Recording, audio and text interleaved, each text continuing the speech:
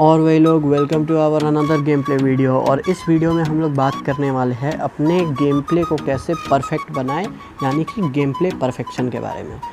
तो भाई जितने भी लोग गेम खेलते होंगे उन्हें पता है कि 3 तरीके के प्लेयर होते हैं। एक होते हैं कैंपर्स, एक होता है रश खेलने वाला, और एक इन दोनों के बीच में जो फाइट लेने से नहीं कतराता है लेकिन वो होल्ड करके खेलता है।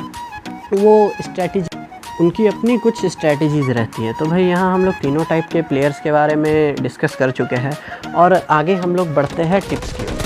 तो भाई सबसे पहली बात, अगर आपको परफेक्ट गेम प्ले चाहिए तो आपके स्क्वाड के हर एक बंदे को अपना रोल पता होना चाहिए कि वो एंट्री फ्रैगर है, वो सपोर्टर फ्रैगर है, या वो सेकंड सपोर्टर असॉल्टर है, या फिर वो स्नाइपर चलाता है, या जो भी उसका रोल है उसे परफेक्टली अपना रोल पता होना चाहिए। तभी आपके स्क्वाड में एक परफेक्शन आएगी। और दूसरा बात कोऑर्डिनेशन। जैसा कि आप लोग जानते हैं, कभी आप रैंडम्स के साथ खेलेंगे तो वो बिल्कुल कोऑर्डिनेट नहीं करते हैं, लेकिन वही आप अपने स्क्वाड मेंबर्स के साथ खेलेंगे तो वो भी कोऑर्डिनेट करते हैं। लेकिन ये होता है कि किसी का कोऑर्डिनेशन लेवल हाई रहता है, किसी का बहुत लो रहता है। तो भाई उसे आपको परफेक्ट करना पड़ेगा, तभी आपका गेम प्ले परफेक्ट होगा। तो भाई आगे बढ़ते हैं हम लोग और बात करेंगे कुछ अलग अलग गेम के एलिमेंट्स के बारे में। तो भाई लोग पहले हम लोग बात कर लेते हैं टीपीपी के बारे में और उसे कैसे डॉज किया जाए। तो भाई टीपीपी तो आप सभी जानते होंगे और कभी ना कभी आप टीपीपी के शिकार हुए होंगे। तो भाई इसे सबसे पहला सवाल हम इसे खड़ा करते हैं कि हम लोग इसे डॉज कैसे करें। तो भाई इसका सबसे बेस्ट उपाय है, 2 बेस्ट उपाय है इसका, और पहला है प्री फायर। तो प्री फायर एक्चुअली ये होता है कि आप बंदे के ऊपर जो टीपीपी ले रहा है आप उसको पहले से गोली चलाना चालू करते हैं क्योंकि उसे पहले आपकी गोली अटैच हो और वो फिनिश हो जाए या वो नॉक हो जाए।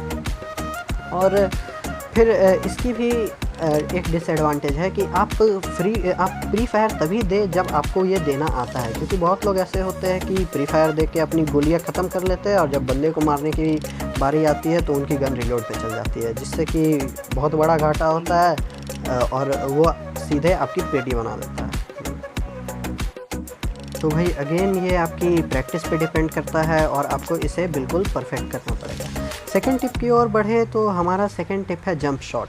जिन्हें नहीं पता है जंप शॉट क्या होता है, तो जंप शॉट कूदते हुए फायर करने को बोला जाता है। तो जंप शॉट का ये एडवांटेज है कि अगर आप जैसे बंदा अगर आप पे टीपीपी ले रहा है तो वो आपकी एक्टिविटीज़ देख रहा है, लेकिन एक सडन जंप उसके क्रॉस एयर और उसके एम को डिस्टर्ब कर देती है, जिसके कारण उसे फिर से उसका एम आप पे एडजस्ट करना पड़ेगा। लेकिन आपका जो क्रॉस एयर है वो उसी के तरफ मुड़ा हुआ रहेगा, बस आपकी बॉडी मूवमेंट होगी, तो जिसके कारण कि वो बिल्कुल जल्दबाजी में आ जाएगा और वो गलती करके अपनी पेटी बनवा बैठेगा और आपकी गोलियां भी जंप शॉट से पहले अटैच होगी उसके बॉडी में। लेकिन हाँ, इस चीज़ का भी आप ध्यान रखें कि वो बंदा सिंगल हो, क्योंकि अगर आप जंप शॉट करते हैं तो उससे भी क्रॉस हेयर हटाने में आपको टाइम लगता है, लेकिन तब तक हो सकता है उसका दूसरा टीममेट आपको मार सके, इसलिए आपको सब कुछ देख के अपना जंप शॉट एग्जीक्यूट करना है। और भाई जंप शॉट की देखी जाए तो ज़्यादा उतनी वो नहीं है, ज़्यादा डिफ़िकल्ट नहीं है जंप शॉट, और उसका कोई डिसएडवांटेज भी खैर उतना नहीं है, बस ये है कि वो आपको परफेक्टली आना चाहिए।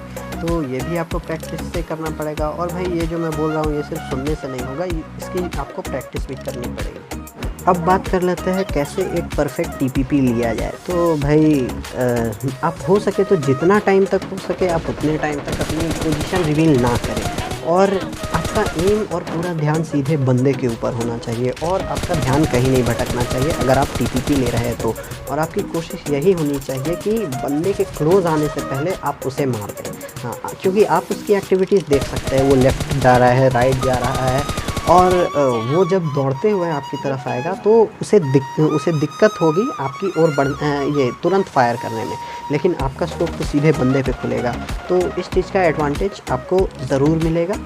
और अब हम बात कर लेते हैं ड्रॉप शॉट के बारे में।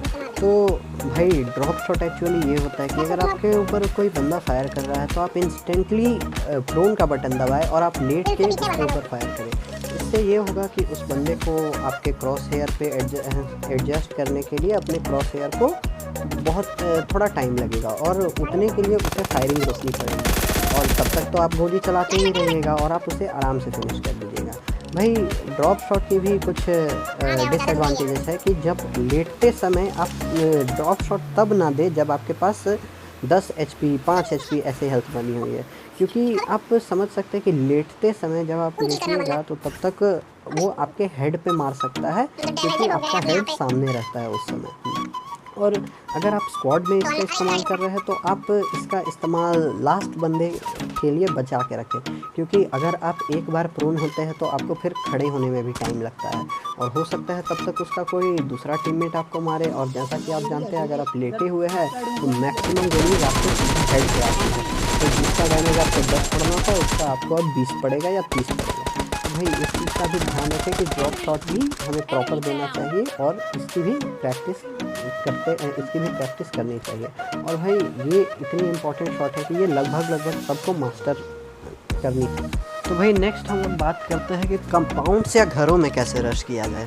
तो जैसा कि हम लोग जानते हैं कि कंपाउंड्स या बड़े घरों में अगर आप रश कर रहे हैं तो उसमें आपको बहुत ही खासी दिक्कत होती है, क्योंकि उसमें बंदे चारों तरफ बैठे हुए रहते हैं और आपको पता नहीं चलता है, एग्जैक्ट पता नहीं चलता है कि वो किस रूम में है या किस फ्लोर में है। तो खैर इस चीज़ के लिए मैं सबसे पहले आपको एक ईयरफोन रेकमेंड करूँगा। एक अच्छी क्वालिटी की आप ईयरफोन लगाएं जिसमें आपको लेफ़्ट और राइट के अलग अलग साउंड सुनाई दे, जिससे कि आप फुटस्टेप सुन सके अच्छे तरीके से, बुलेट साउंड सुन सके और ये पता कर पाए कि बंदा है कि नहीं। और जब आपको ये बात पता चल जाए तो आप थ्रोएबल्स रखिए। तो भाई मिनिमम आपके पास 4 नीड, 4 स्मोक, 2 मोलटॉब और 1 स्टन होनी चाहिए, जिससे कि आप थ्रोएबल से ही 1-2 बंदे कंपाउंड्स में नॉक कर पाए और आप फिर रश करें। तो भाई ये तो हम अगर आप 2 बंदे या 3 बंदे या नॉक कर सकते हैं तो फिर आप इसके बाद अंधा रश कर सकते हैं। लेकिन आप तब अंधा रश मत करें जब आपको पोजीशन तो पता हो लेकिन आपके थ्रोएबल से एक भी बंदा नॉक ना हो या आपको एग्जैक्ट पता नहीं हो कि उस कंपाउंड में आखिर बंदे कितने हैं। तो उसमें सबसे पहले आप एक थोड़ी देर होल्ड करें और हल्का सा टीपीपी लेके देखें कि वो बंदा आखिर उसकी पोजीशंस क्या है और वो करना क्या चाहता है, उसकी एक्टिविटीज़ क्या है।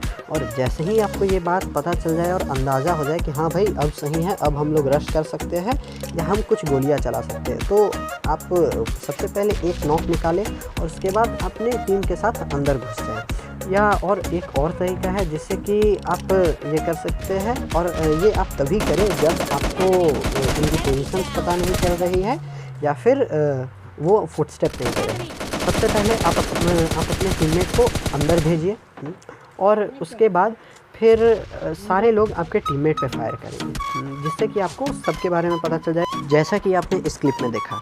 तो भाई लोग अब बात करते हैं स्मोक की सही यूज़ के बारे में। तो लास्ट सर्कल के फाइट में स्मोक एक बहुत ही इंपॉर्टेंट हथियार अपना बन जाता है। जस्ट सपोज़ कि आपको आगे, सामने, आगे, लेफ़्ट और राइट की तरफ से गोलियां पड़ रही है, लेकिन आप तीनों तरफ तो एक साथ फाइट नहीं ले सकते हैं, तो आप किसी दो साइड में स्मोक करिए और एक साइड के बंदों के ऊपर फायर कीजिए। फिर उन बंदों को फिनिश करके आप एक साइड स्मोक कीजिए और फिर दूसरे साइड की बंदों को फायर कीजिए, और फिर आपके पास एक लास्ट साइड बच गई डील करने के लिए, तो उससे आप आराम से डील कर सकते हैं। और तो बस भाई लोग आज के लिए इतना ही। और अगर आपको मेरी वीडियो अच्छी लगी तो प्लीज़ आप लाइक और सब्सक्राइब करें, और अगर आपको लगता है कि मैंने कुछ छोड़ दिया इसमें बताना तो आप प्लीज़ कमेंट सेक्शन में उसको लिखें और मैं अपनी अगली वीडियो में उसे ज़रूर डिस्कस करूँगा। और भाई ठीक है भाई, अब अलविदा कहने का समय आ गया। फिर मैं आऊँगा अपने अगले गेम प्ले वीडियो के लिए, पर उसके लिए आपको थोड़ा मेहनत करना पड़ेगा। प्लीज़ आप लाल वाली सब्सक्राइब बटन को टैप करें और लाइक के बटन को टैप करें। Thank you and have a nice day.